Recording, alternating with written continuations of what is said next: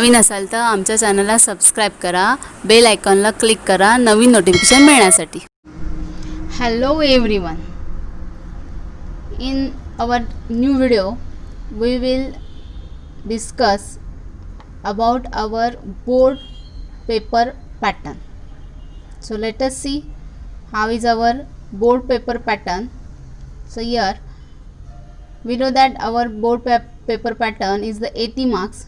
So here this theory board paper is 80 marks, so we need 3 hours, and application based test, that is 20 marks, that is internal test for 1 hour, so that is total 100 marks.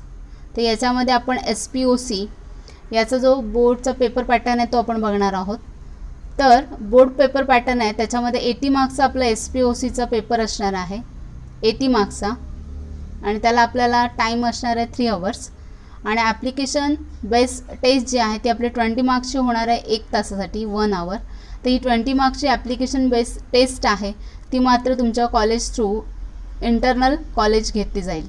असं total 100 मार्क्सचा आपला paper असणार आहे. म्हणजेच त्याच्यामध्ये 80 marks return paper आणि 20 मार्क्सचे internal marks आहेत.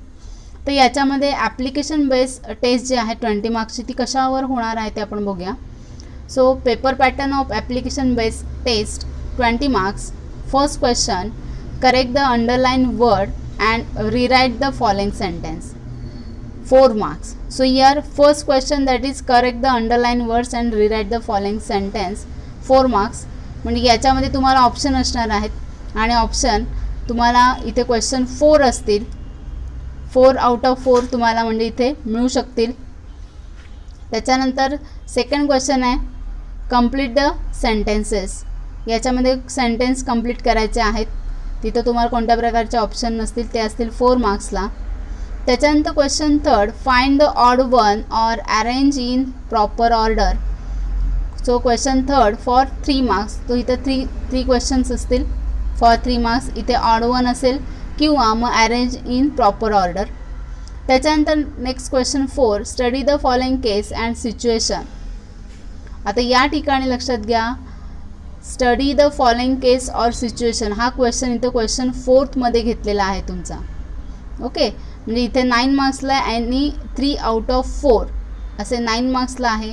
म्हणजे हीच क्वेश्चन तुम्हाला 3 मार्क्सला असणार आहे. तर हे जे 4 क्वेश्चन आहेत, फर्स्ट, सेकंड, थर्ड, फोर्थ, हे तुमचे कॉलेज थ्रू घेतले जातील, पण याचं स्वरूप अशा पद्धतीने आहे. त्याच्यानंतर हे 20 मार्क्स आपलं ॲप्लिकेशन बेस्ड टेस्ट झाली. त्याच्यानंतर थेरी पेपर आपला कसा असणार आहे, तर थेरी पेपर याच्यामध्ये फर्स्ट नॉलेजवर तुम्हाला विचारलं जाईल 20 मार्क्सचं, आणि 20 मार्क्स म्हटलं त्याच्यावर 25% हे तुम्हाला नॉलेज बेसिस क्वेश्चन्स असतील. त्याचप्रमाणे अंडरस्टँडिंगचे काही क्वेश्चन असतील 20 मार्क्सला. त्याचप्रमाणे त्याच्यासाठी मार्क्स विथ ऑप्शन 28 असतील, आणि त्याच्यावर पर्सेंटेज 25% एवढं अंडरस्टँडिंगवर विचारलं जातील. त्याच्यानंतर ॲप्लिकेशन बेसिस क्वेश्चन्स असतील, ते 26 मार्क्सला विचारले जातील, आणि मार्क्स विथ ऑप्शन तिथे तुम्हाला 43 असतील, आणि त्याच्यावर 31% एवढे ॲप्लिकेशन बेसिस क्वेश्चन असतील. स्किलवर तुम्हाला 14 मार्क्सचे क्वेश्चन येतील, त्या मार्क्स विथ ऑप्शन तिथे असणार 25, आणि 19% हे स्किलवर क्वेश्चन्स येणार आहेत. तर आपण थेरी पेपर नक्की कसा असतो तो आपण बघूया इथे. Theory paper question paper pattern, first one, any 4 from the following. हे महत्त्वाचं आहे. तुम्हाला इथे अटेम्प्ट फक्त 4 क्वेश्चन्स करायचे. ओके, म्हणजेच ए क्वेश्चन आहे select the correct option and rewrite the sentence. B आहे मॅच द पेअर्स. सी आहे give 1 word term phrase. D आहे state true or false. E select correct option from bracket. F आहे answer in 1 sentence. म्हणजेच या ठिकाणी ABCDEF हे प्रत्येक question हा 5 मार्क्सला असणार आहे. या टोटल 6 क्वेश्चन्स आहेत, त्या 6 क्वेश्चन फक्त तुम्हाला अटेम्प्ट करायचे 4. मग आता अटेम्प्ट तुम्हाला 4 करायचे आहेत, तर आत्तापासून तुम्ही अशी प्रॅक्टिस करायची आहे की लेसन वाईज तुम्ही आता आधी ह्याच्यातलं सिलेक्ट करायचे. तुम्ही A सोडवणार, B सोडवणार, C सोडवणार की DEF हे ठरवायचं. पहिले फक्त 4 कुठले असतील त्यात ते तुम्हाला जे इझी वाटतात ते कन्फर्म करून घ्या आणि त्या पद्धतीने जर फर्स्ट क्वेश्चन तुम्ही सोडवणार असाल, ऑप्शन तिथं असणार आहेत म्हटलं ते एकदम सोपं आहे. मग ऑप्शन असतील तर प्रत्येक फर्स्ट लेसनपासून ते एंड लेसनपर्यंत तुम्ही फक्त सिलेक्ट द करेक्ट ऑप्शनवालेच पाठांतर जास्तीत जास्त करा. ओके, जर तुम्ही तो करत असाल त्याच्यासोबत मॅच द पेअर करत असाल तर प्रत्येक लेसन वाईज तेच घ्या, किंवा जर मॅच द पेअर करत नसाल, give one word phrase term असेल तर प्रत्येक लेसन वाईज टर्म फ्रेज ते पाठांतर करा. जर तुम्हाला त्याच्यापेक्षा जर डी सोपं जात असेल ट्रू ऑर फॉल्स, तर ट्रू ऑर फॉल्सचे सगळे क्वेश्चन्स पहिल्या लेसनपासून शेवटच्या लेसनपर्यंत कंप्लीट करा. त्याचप्रमाणे जर select correct option from brackets असतील तिथं तुम्हाला करेक्ट ऑप्शन तिथे ऑप्शन ब्रॅकेट्समध्ये दिलेले असतात, म्हणजे ते एक सोपं आहे बघा.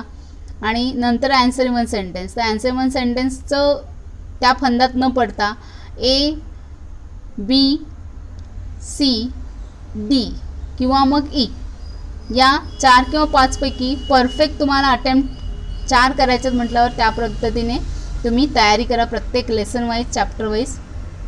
हे पहिलं तुम्हाला 20 मार्क्सचं ऑब्जेक्टिव्ह असणार आहे. त्याच्यानंतर क्वेश्चन जो सेकंड आहे, explain the following terms or concept. तर या ठिकाणी तुम्हाला टर्म्स विचारले जातील. या ठिकाणी नंबर ऑफ क्वेश्चन 6 असतील, आउट ऑफ तुम्हाला 4 लिहायचे आहेत. 6 असतील त्यापैकी फक्त 4 लिहायचे आहेत. तर प्रत्येक कन्सेप्ट जे आहे ती 2 मार्क्सला असणार आहे. ओके, म्हणजे इथे तुम्हाला क्वेश्चन सेकंड हा 8 मार्क्ससाठी असेल. कन्सेप्ट विचारले जातील, 6 दिलेले असतील त्यापैकी 4 लिहायचे आहेत. त्याच्यानंतर क्वेश्चन थर्ड आहे, study the following case or situation and express your opinion. तर या ठिकाणी क्वेश्चन थर्ड तुम्हाला स्टडी करायचे केस आणि सिच्युएशन आणि तुमचं ओपिनियन एक्सप्रेस करायचं आहे. या ठिकाणी 3 क्वेश्चन्स असतील त्यापैकी तुम्हाला 2च क्वेश्चन लिहायचे आहेत and each question for 3 marks. असं क्वेश्चन थर्ड असणार आहे 6 मार्क्ससाठी.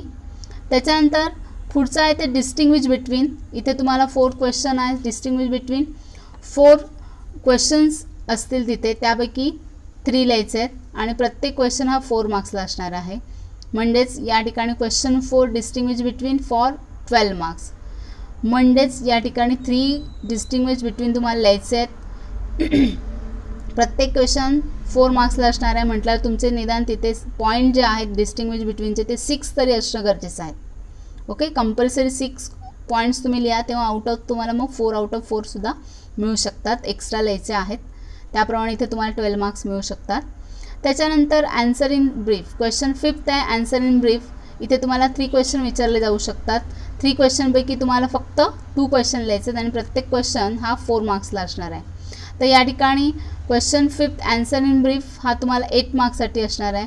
तर इथे तुम्हाला सुद्धा बघा 4 मार्क्सला 1 क्वेश्चन असणार आहे म्हटलं इथे सुद्धा तुम्हाला 0.6 तरी लिहिणं गरजेचं आहे. त्याच्यानंतर question 6 justify the following statement.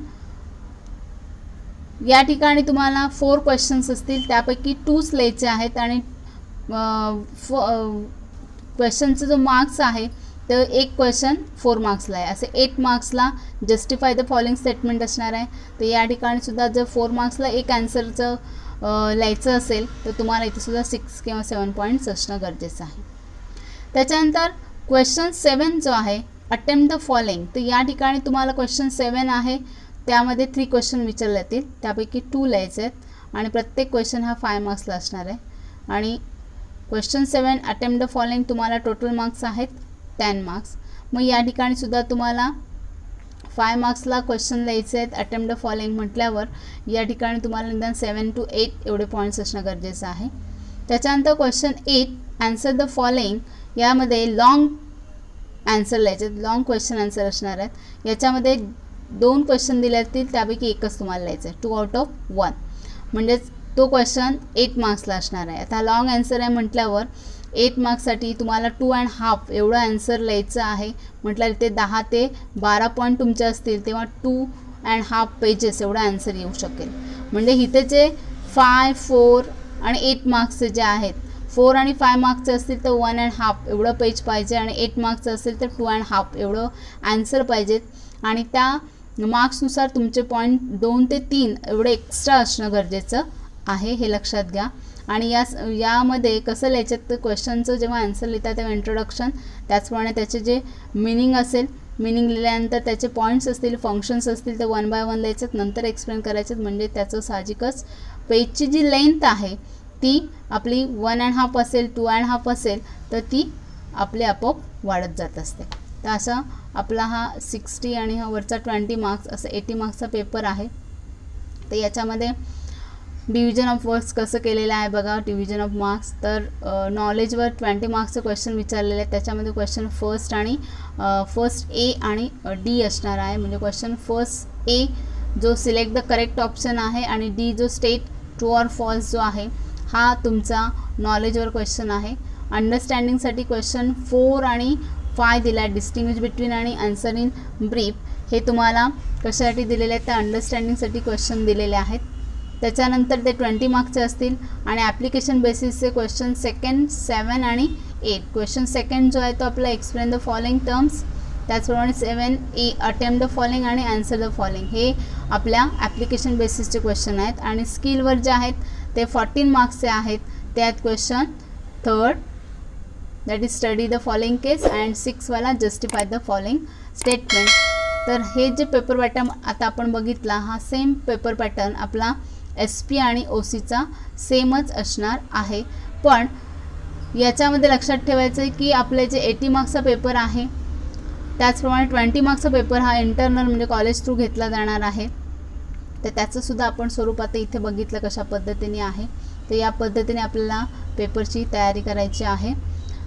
त्याच पद्धतीने 80 मार्क्स आउट ऑफ 80 आपल्याला साहजिकच चांगले मार्क्स मिळवायचे आहेत. त्या पद्धतीने आपण आता तयारी करणार आहोत. तर हा व्हिडिओ तुम्हाला आवडला असेल तर जास्तीत जास्त लाईक करा, शेअर करा आणि सबस्क्राईब करा. धन्यवाद.